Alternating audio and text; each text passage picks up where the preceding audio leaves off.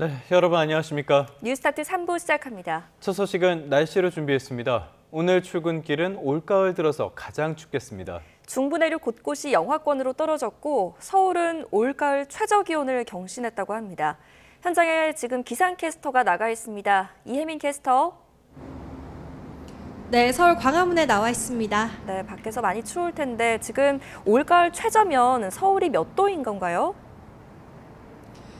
네, 현재 서울의 공식적인 기온은 3.4도입니다. 또다시 올가을 최저 기온을 경신한 건데요. 지금 서울 은평구와 노원구의 경우 기온이 영하 2도까지 떨어져 있습니다. 제가 이곳에 나와서 10분 넘게 이렇게 서 있었는데 이렇게 두꺼운 옷을 입어도 옷 속으로 한기가 파고들어서 오들오들 몸이 떨릴 정도고요. 지금 7시를 향해 가면서 출근길에 오른 시민들도 많이 보이고 있는데 지난주 그리고 어제보다 옷차림이 확실히 두꺼워진 걸 확인할 수가 있었습니다. 오늘 아침은 대부분 지역이 어제보다 기온이 낮게 출발하고 있습니다. 하루 사이 기온이 10도 안팎 떨어진 경북 내륙 곳곳엔 한파주의보가 내려져 있습니다. 현재 설악산의 기온이 영하 6.6도, 파주는 영하 3도를 보이면서 중부 곳곳이 영하권으로 떨어져 있습니다. 찬 공기가 내륙 깊숙이 내려오면서 오늘은 남부지방도 기온이 한 자릿수를 보이고 있는데요. 현재 광주가 6.9도, 대구는 4.3도를 나타내고 있습니다. 낮에도 예년 기온을 5도가량 밑돌며 쌀쌀하겠습니다. 한낮에 서울이 12도, 광주 16도, 부산은 17도에 머물겠습니다. 추위는 내일 아침까지 이어지면서 내륙엔 서리와 얼음이 관측되는 곳이 있겠고요. 내일 낮부터는 기온이 오를 것으로 전망됩니다. 오늘 영남 지역에서는 바람도 매우 강하게 불겠습니다. 순간적으로 초속 15m가 넘는 돌풍이 불 수 있으니까요. 시설물 관리와 안전사고에도 주의하셔야겠습니다. 지금까지 광화문에서 YTN 이혜민입니다. 네, 다음 소식입니다. 아세안 정상회의 참석차 말레이시아를 방문했던 이재명 대통령이 1박 2일 동안의 일정을 마치고 귀국했습니다. 이 대통령과 김혜경 여사, 수행단을 태운 공군 1호기가 어젯밤 경기도 성남시 서울공항에 도착했습니다. 앞서 이 대통령은 말레이시아 방문 기간 캄보디아 총리와의 정상회담, 그리고 한 아세안과 아세안 플러스 3 정상회의 일정 등을 소화했습니다. 캄보디아와는 우리 국민을 대상으로 하는 스캠 범죄에 대응하는 코리아 전담반을 운영하기로 뜻을 모았고요. 아세안 국가들을 향해선 교류 확대와 초국가 범죄 공동 대처를 표방하는 이른바 CSP 구상을 제시했습니다. 한미 정상회담을 앞두고 트럼프 행정부가 무역협상 타결 가능성에 대해서 신중한 입장을 보였습니다. 트럼프 대통령은 조선업 협력을 강조하면서 조지아 대규모 구금 사태 재발을 막기 위한 비자 시스템을 마련하고 있다고 말했습니다. 워싱턴 홍상희 특파원입니다. 경주 한미 정상회담이 열리는 29일까지 무역 협상이 마무리될 수 있느냐는 질문에 미 재무장관은 신중한 입장을 보였습니다. I think not quite, but I think the overall framework is done. We're just getting crossing the T's, dotting the I's. 타결에 가까이 왔지만 매우 복잡한 현상이라고 덧붙였습니다. 일본으로 향하는 전용기 안에서 트럼프 대통령은 협상에 대한 구체적 언급 대신 조선업 협력 필요성을 강조했습니다. 미국의 조선업을 되살릴 거라며 수많은 회사가 미국에서 선박 건조를 시작할 거라고 말했습니다. 제이미슨 그리어 미 무역대표부 대표도 한국이 미국의 조선업 투자 계획을 가지고 있다면서 투자 이행 방안을 현재 논의하고 있다며 거들었습니다. 지난 9월 조지아주에서 일어난 한국 근로자 300여 명 구금 사태에 대해 트럼프 대통령은 자신은 이민 당국의 단속에 반대했다고 강조했습니다.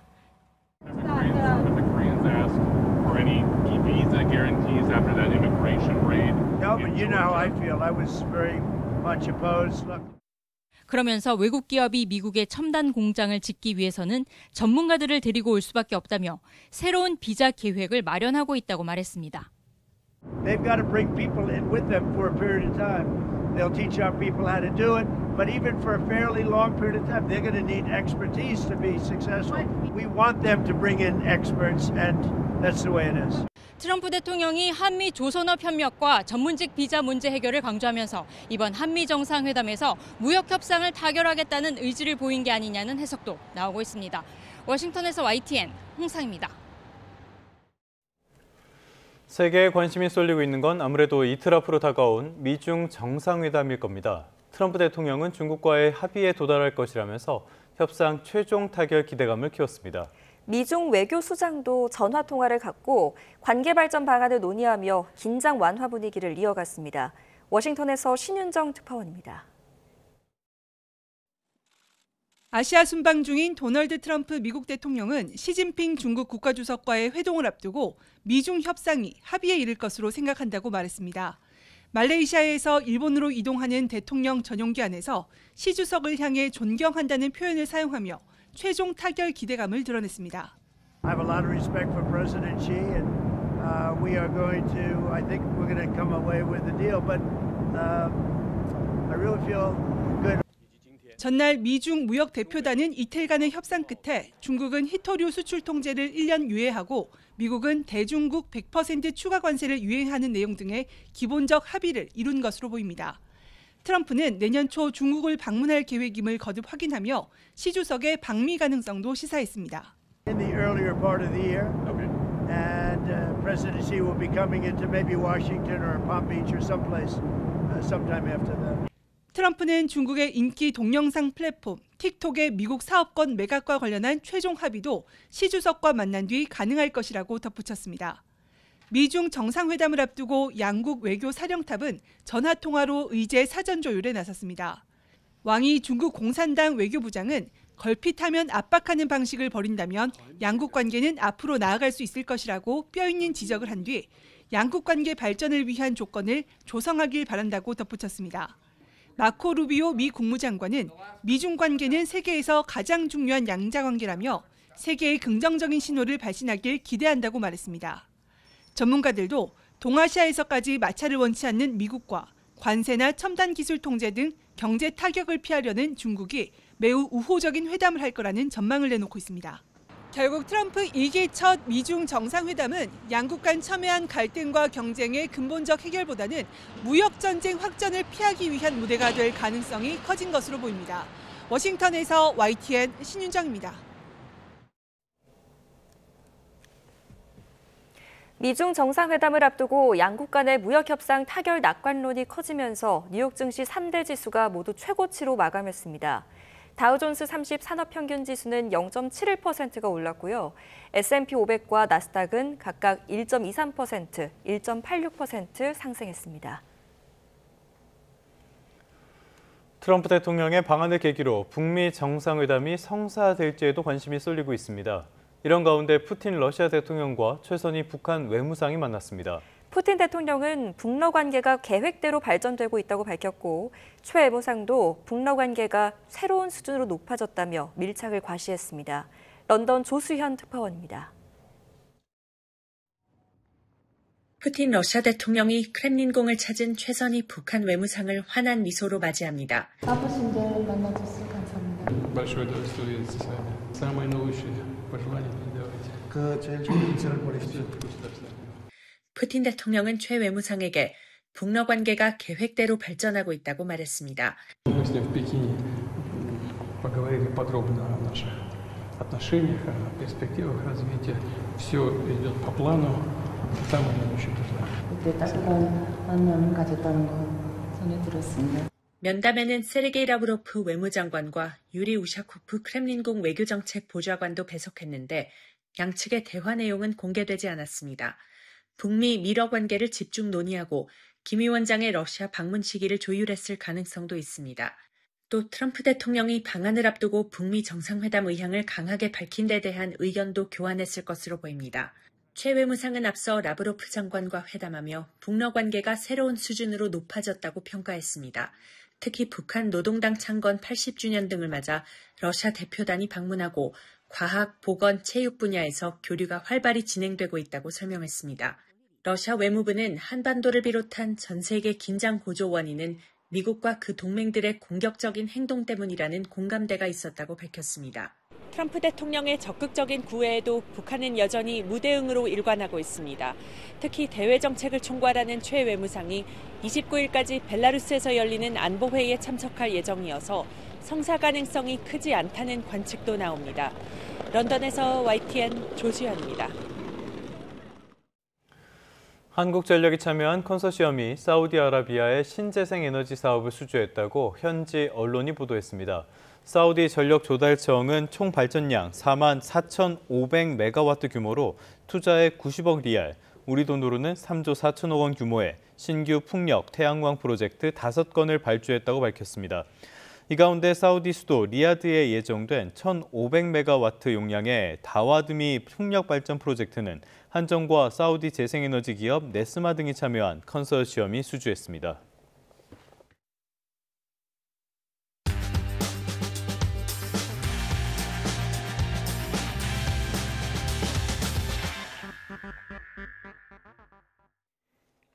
(10월 28일) 화요일 스타트 브리핑 시작합니다. 먼저 조선일보입니다. 이번 주에 에이펙 정상회의와 헬로윈 데이까지 겹쳐 있죠. 인파 관리와 경호 전쟁에 비상이 걸렸는데 경찰이 어떻게 대비하고 있는지 보겠습니다. 에이펙 정상회의가 열리는 31일과 다음 달 1일 이틀간 경주엔 경찰 18,500명이 투입됩니다. 보문단지 일대를 진공 상태로 만든다는 계획입니다. 군인 2,660여 명, 소방 인력 4,000명도 동원됩니다. 그런데 경주 일대에 투입되는 경찰 인력의 약 26%가 서울경찰청에서 내려옵니다. 헬로윈 때 인파가 몰리는 서울 주요 도심 치안 관리에 공백이 우려되는 상황이죠. 올해 헬로윈 데이에 홍대에는 10만 명, 이태원엔 2만 명 이상이 몰릴 걸로 예상되는데 서울경찰청은 밀집 지역 14곳에 총 4,900여 명을 투입해서 인파 관리에 나설 계획입니다. 서울시도 밀집 지역을 지정하고 합동 상황실을 운영하기로 했습니다. 안전사고 없이 에이펙 정상회의와 헬로윈 데이가 무사히 마무리되길 바랍니다. 다음 서울신문입니다. 국가데이터처가 2023년 소득 이동 통계 결과를 발표했습니다. 소득분위 이동성이 3년째 후퇴하면서 계층의 사다리가 무너져가는 모양새인데 신문은 개천에서 용나는 계룡남, 계룡녀가 나오기 더 어려워졌다라고 표현했습니다. 소득분위 이동성은 2021년부터 하락하는 추세입니다. 즉 사회 이동성이 갈수록 낮아지면서 경직된 사회가 되어간다는 뜻이죠.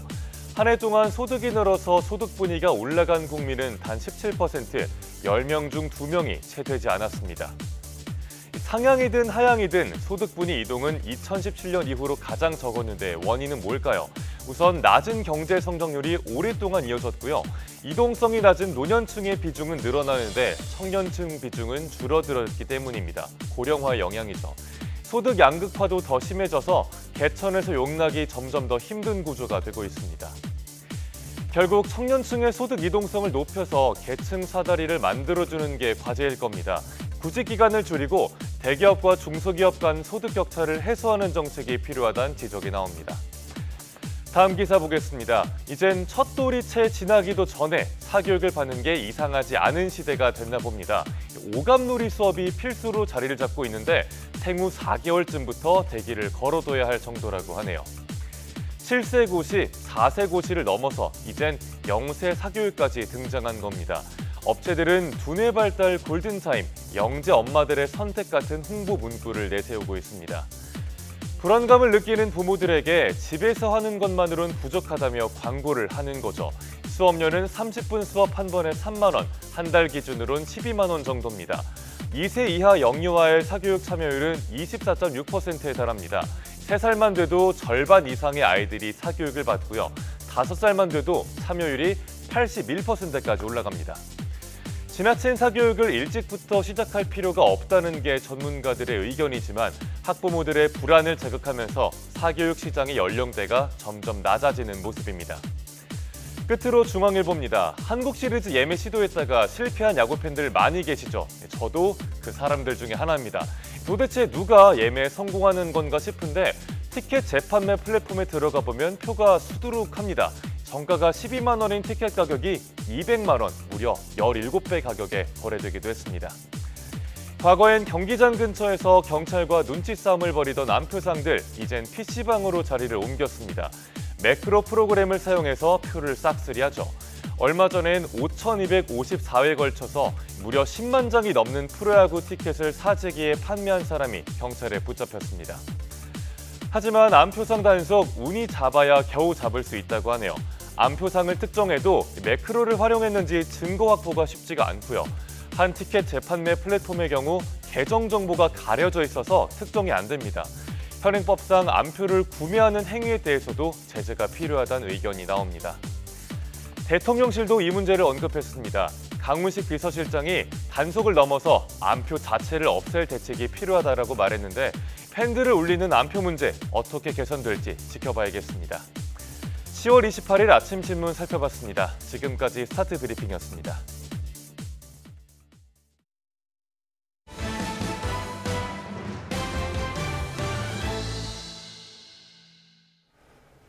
네, 이번엔 특검 수사 상황 살펴보겠습니다. 김건희 특검이 특검보 충원과 함께 수사팀 재편 작업에 들어갔습니다. 여러 논란으로 가라앉은 수사팀 분위기를 쇄신할 기회이긴 한데 부장검사 술자리 논란의 여파가 이어지고 있습니다.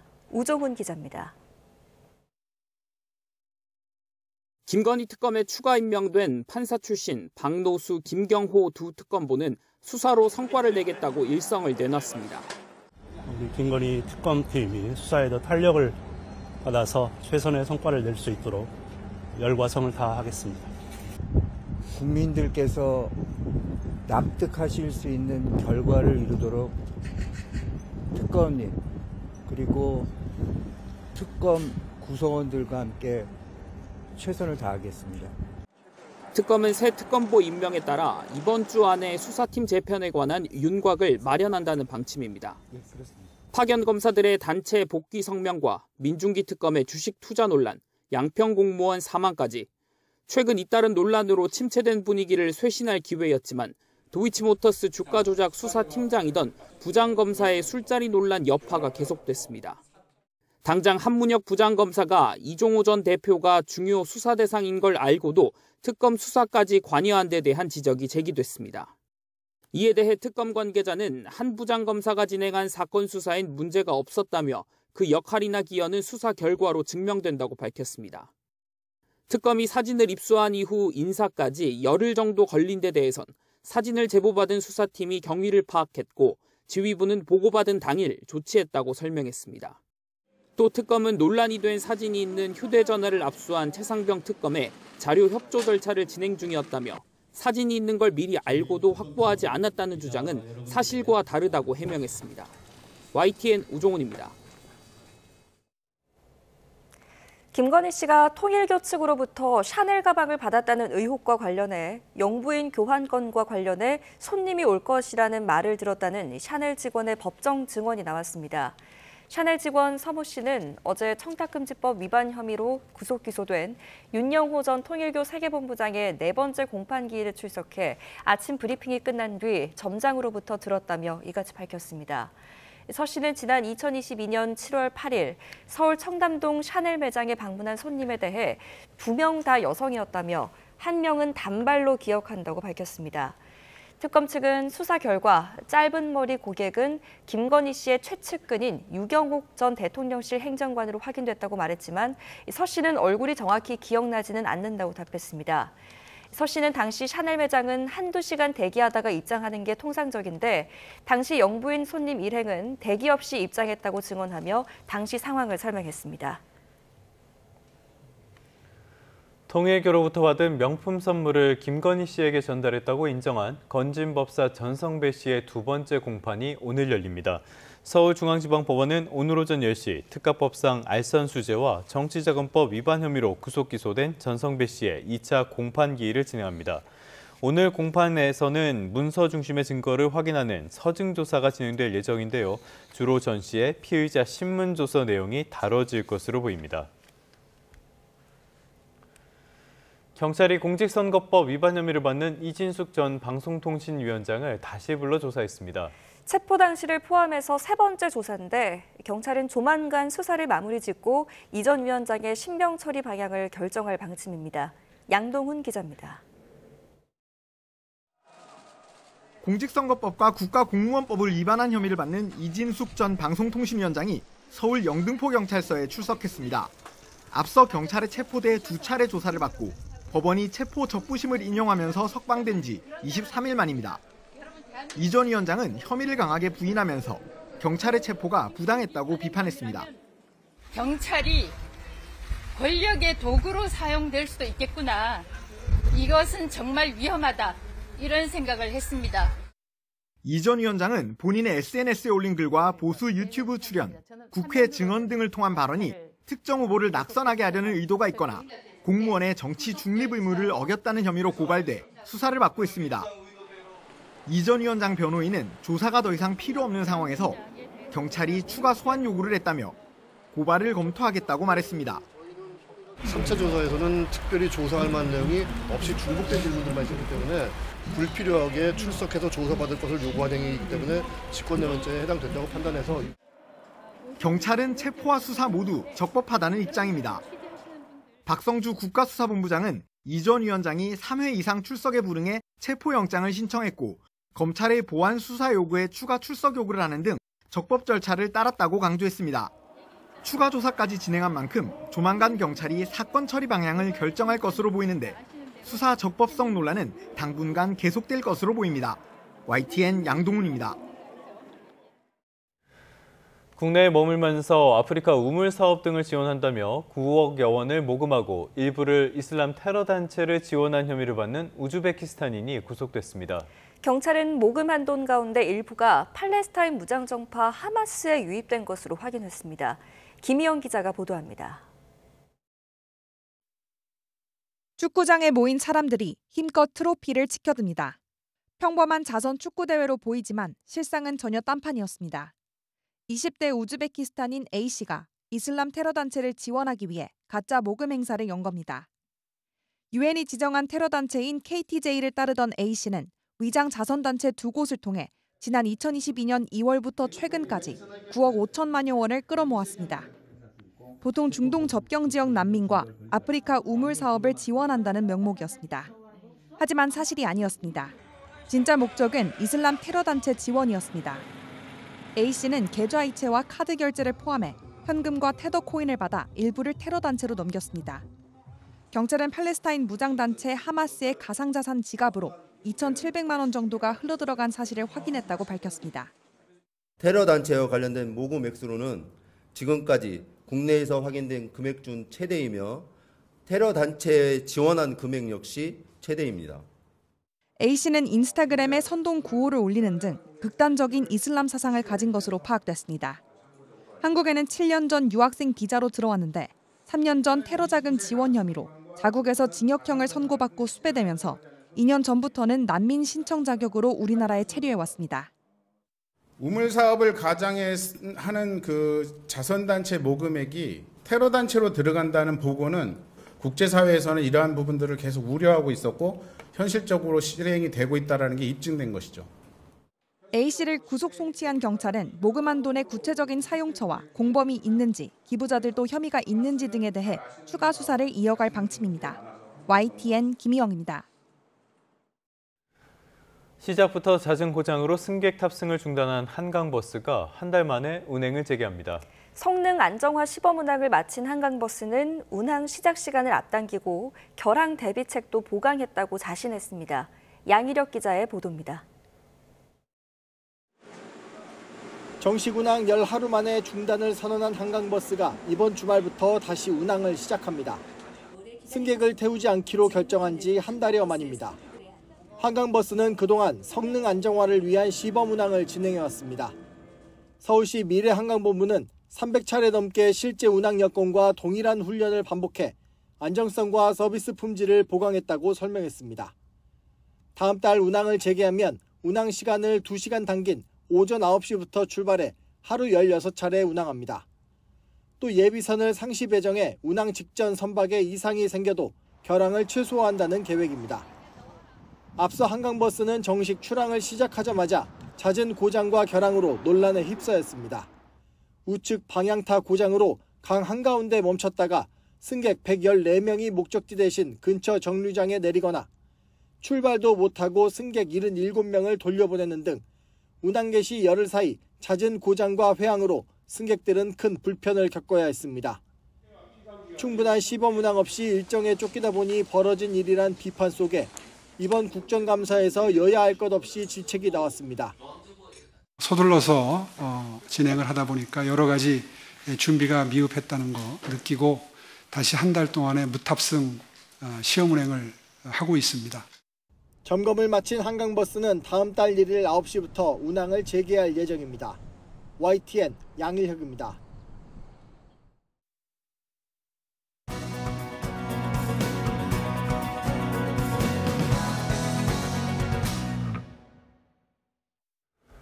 네, 코스피가 드디어 4천선에 올랐습니다. 기대도 우려도 있는데요. 스타트경제, 오늘은 이윤수 서강대학교 경제학부 교수와 함께하겠습니다. 어서 오십시오. 어서 오십시오, 교수님. 안녕하십니까. 코스피가 사상 처음으로 4천선을 돌파를 했어요. 3천선에 이어서 4천선까지 돌파를 했는데 굉장히 빠르게 4천피 시대가 온 것 같습니다. 저희가 관련된 영상 하나 준비한 게 있는데요. 그 영상부터 보고 본격적인 이야기를 시작해 보도록 하겠습니다.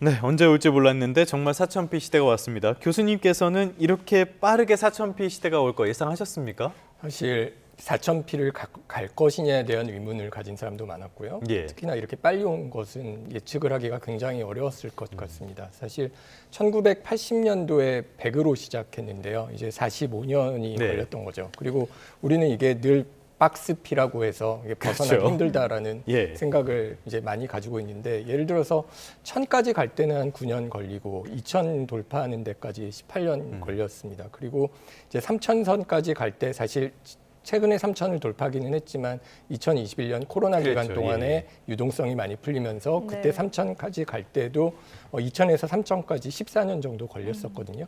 그래서 그 다음에 이제 3000에 이제 2025년 6월, 지난 6월에 이제 다시 왔었고, 그때도 이제 뭐 더 이상 오르겠느냐, 3,500도 되게 높다라는 예상을 했는데, 놀라운 거는 그 뒤의 속도죠. 올해까지 우리나라가 뭐 G20 중에서 주가 상승률이 굉장히 높다라고 얘기를 많이 하는데, 사실 우리는 뭐 저희 계엄 때문에 사실 그 전반기에 주식 시장이 많이 안 올랐기 때문에 1월부터 하면은 상승률이 높지만, 사실 다른 나라들은 그 관세로 인한 리버레이션 데이 한 4월부터 네. 저점을 한 걸로 보면은 시기가 좀 달라서 그렇지 오른 정도가 9월까지만 해도 우리가 조금 더 오르긴 했지만 뭐 그렇게 많이 올랐다라는 느낌은 사실 이렇게 가지지 못했었는데, 네. 근데 9월부터 이제 지난 한 달 동안 올라온 속도는 정말 무섭게 빠르게 올랐습니다. 우리가 지난 한 달 동안에 올라온 상승률이 19.4%거든요. 예. 거의 한 달 동안에 20% 가까이가 오른 건데, 이게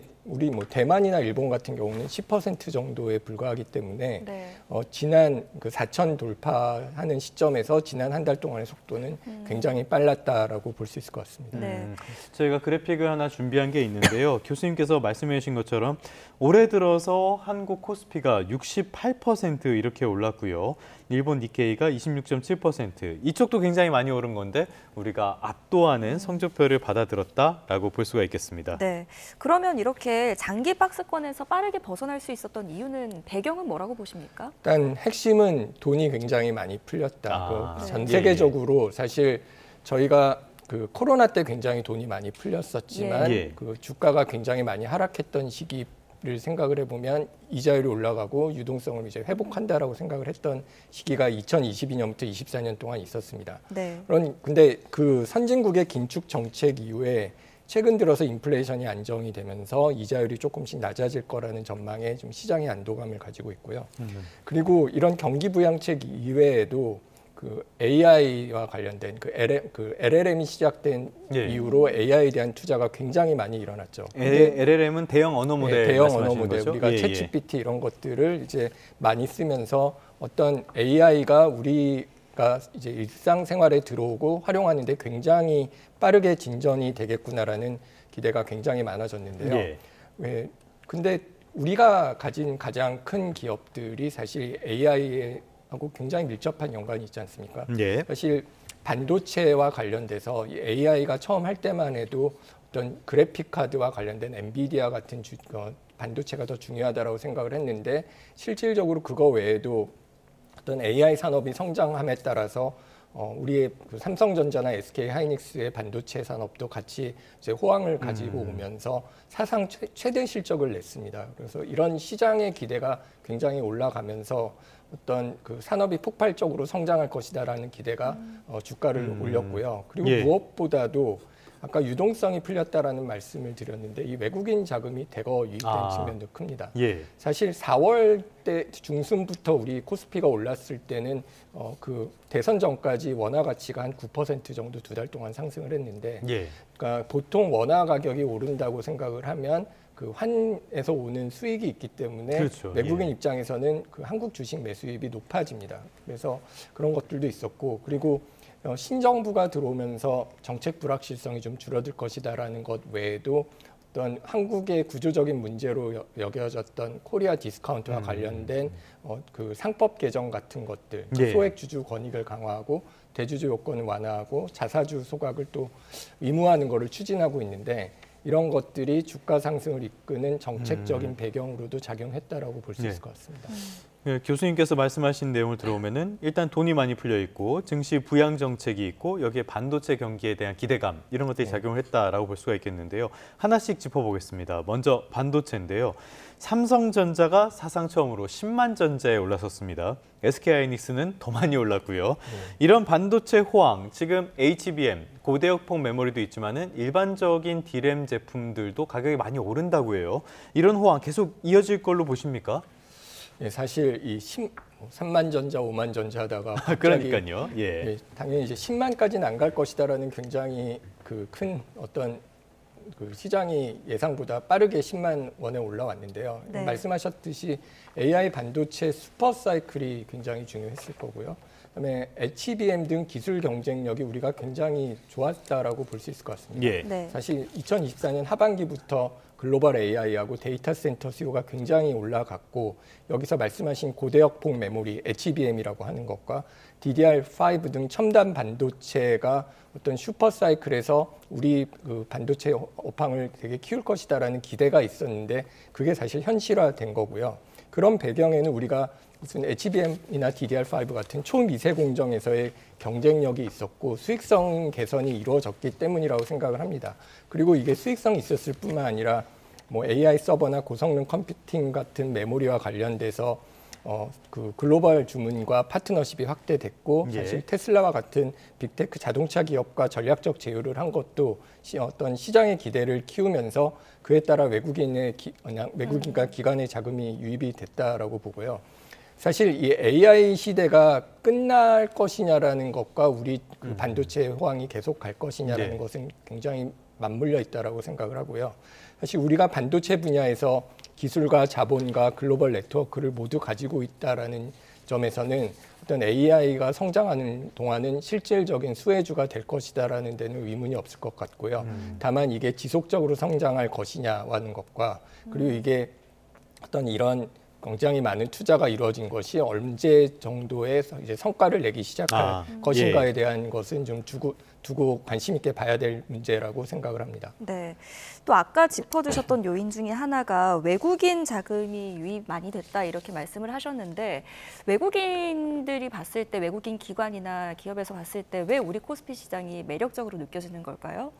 일단은 그 반도체와 관련된 업황이 호황이 굉장히 중요했던 것 같고요. 네. 이게 사실 어떤 면에서는 이게 빠르게 오른 이유가 우리가 가진 반도체가 굉장히 경기를 많이 타는 이제 경기주라고 볼 수 있습니다. 그렇죠. 그래서 사실 이게 어떤 상황이 좋아서 오를 때는 굉장히 다른 것들에 비해서 빨리 오르고요. 네. 그다음에 또 빠질 땐 또 빨리 빠지기도 하죠. 그래서 사실 AI가 뭐 성장이 둔화된다거나 하는 우려가 있을 때 어떤 우리나라 주식도 뭐 미국의 AI 관련주보다 빠르게 내려갈 우려가 없지 않다라고 볼 수 있습니다. 기본적인 어떤 사이클을 많이 타는 주식의 성격이기 때문이기도 하고요. 그래서 기대가 좋았다라는 것이 이제 하나가 있고요. 두 번째는 좀 전에 말씀드렸던 우리나라의 그럼에도 불구하고 이게 반도체가 좋다라고 해도 투자를 좀 고민했던 여러 가지 배경들이 있습니다. 이제 기업 가치와 관련된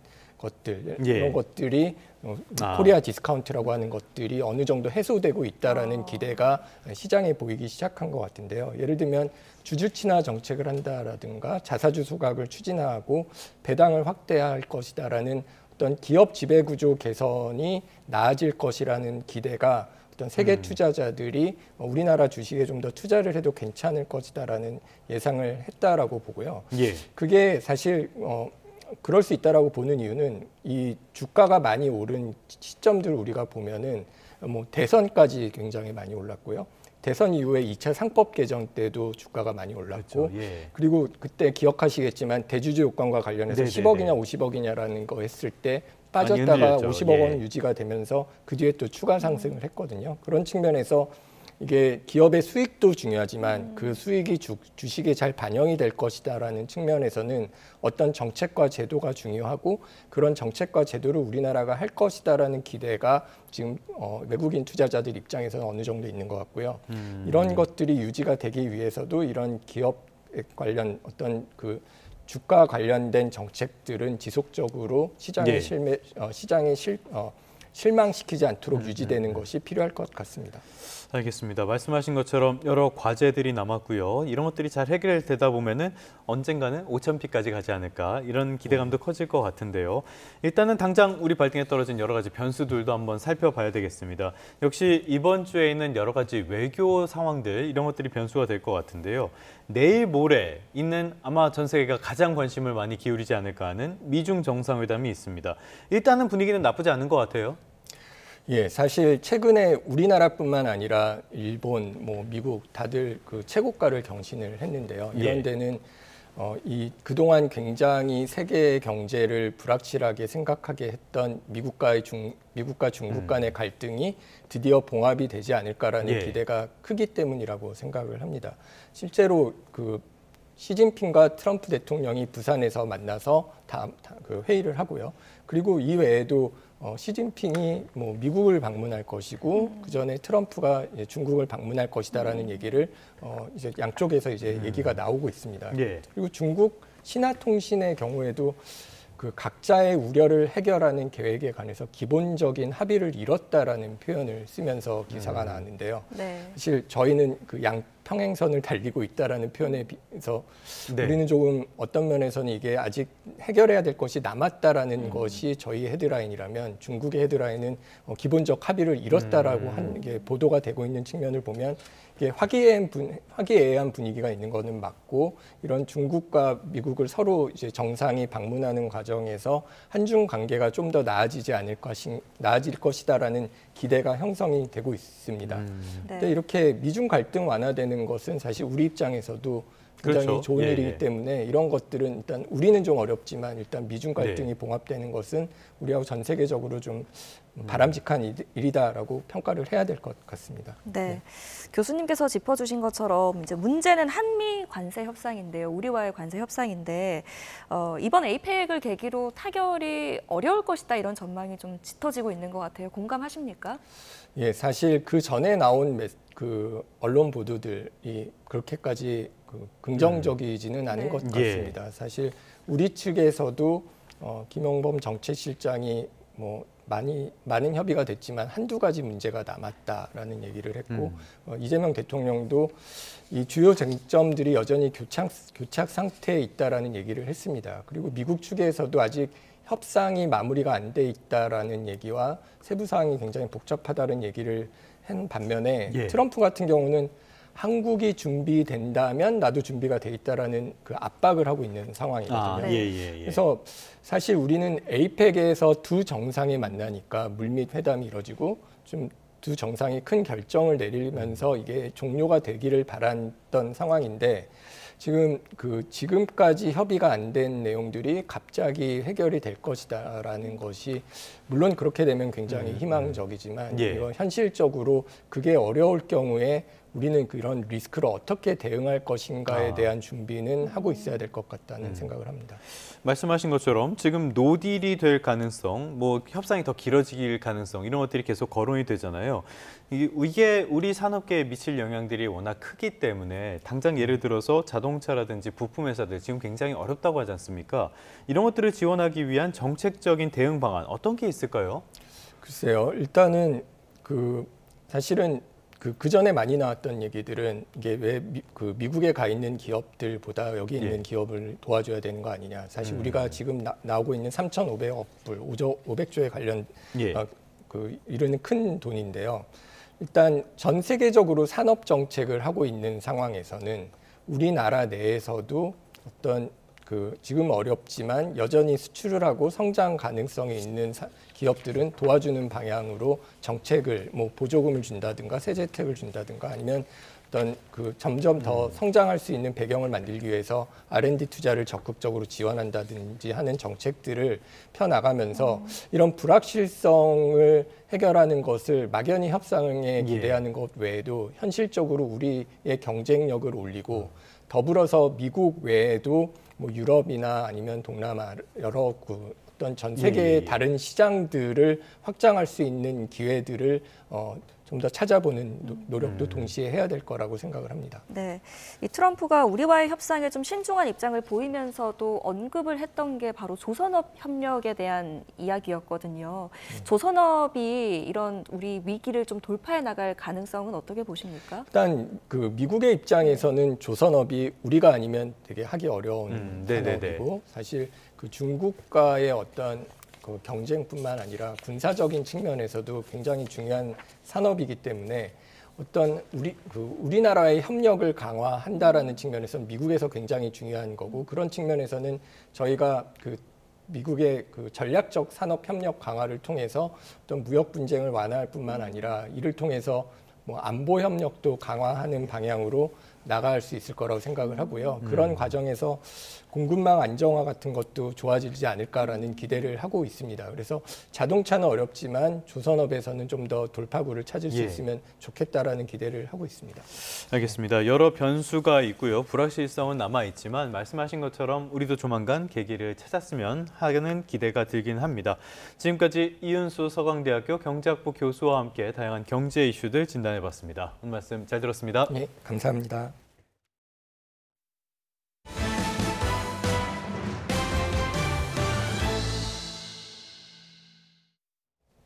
네, 끝으로 출근길 날씨 살펴보겠습니다. 서울은 올가을 최저 기온을 기록하면서 초겨울 추위가 절정에 달하고 있습니다. 중부 내륙 곳곳이 영하권으로 떨어졌고 경북 곳곳에는 한파특보가 발효 중이라고 합니다. 현장에 기상캐스터가 나가 있습니다. 정수현 캐스터. 네, 광화문에 나와 있습니다. 네, 올가을 들어서 가장 춥다고 하는데 지금 서울 기온 어느 정도입니까? 네, 현재 서울은 3.1도까지 떨어지면서 올가을 최저 기온을 기록하고 있습니다. 조금 전보다도 기온이 더 떨어졌는데요. 이렇게 추위가 절정에 달하면서 겨울용 외투를 입어도 한기가 그대로 파고들고요. 이 코끝에 닿는 공기도 무척 시립니다. 오늘 나오실 때는 어제보다 옷차림 따뜻하게 하셔야겠습니다. 네, 지금 영남 지역은 바람까지 강하게 불고 있어서 체감 추위가 더 심하다고요? 네, 찬 공기가 밤사이 깊숙하게 내륙 지역까지 내려오면서 이 남부지방도 오늘은 한 자릿수까지 떨어졌습니다. 특히 영남 지역은 바람도 강하게 불고 있어서 체감되는 추위는 더 심합니다. 그럼 먼저 특보 상황부터 살펴보도록 하겠습니다. 현재 경북 곳곳으로 한파특보가 발효 중인 가운데 특보 지역을 중심으로는 밤사이 기온이 10도 안팎으로 크게 떨어졌고요. 중부 곳곳으로는 영하권 추위가 보이고 있습니다. 설악산의 기온이 영하 6.6도까지 떨어지면서 전국에서 가장 춥고요. 춘천도 영하 2.6도를 나타내고 있습니다. 기온이 영하권으로 떨어지면서 일부 내륙에서는 서리와 얼음이 관측될 수 있겠습니다. 한낮에도 서울이 12도, 광주 16도, 안동 13도에 머물겠고 내륙을 중심으로 일교차가 크게 벌어지겠습니다. 내일 아침까지도 쌀쌀한 날씨가 이어지겠습니다. 다만 내일 오후부터는 기온이 오름세로 돌아서겠고 주 후반에는 중서부와 호남, 제주도에 비가 내릴 전망입니다. 한편 해상 안전에도 신경 쓰셔야겠습니다. 현재 동해상에 풍랑특보가 내려진 가운데 특보 지역에서는 물결이 최대 4m로 높게 일겠습니다. 항해나 조업하는 선박은 유의하시기 바랍니다. 지금까지 광화문에서 YTN 정수현입니다. 네, 10월 28일 YTN 뉴스타트 모두 마무리하겠습니다. 오늘 아침도 저희와 함께해 주셔서 고맙습니다.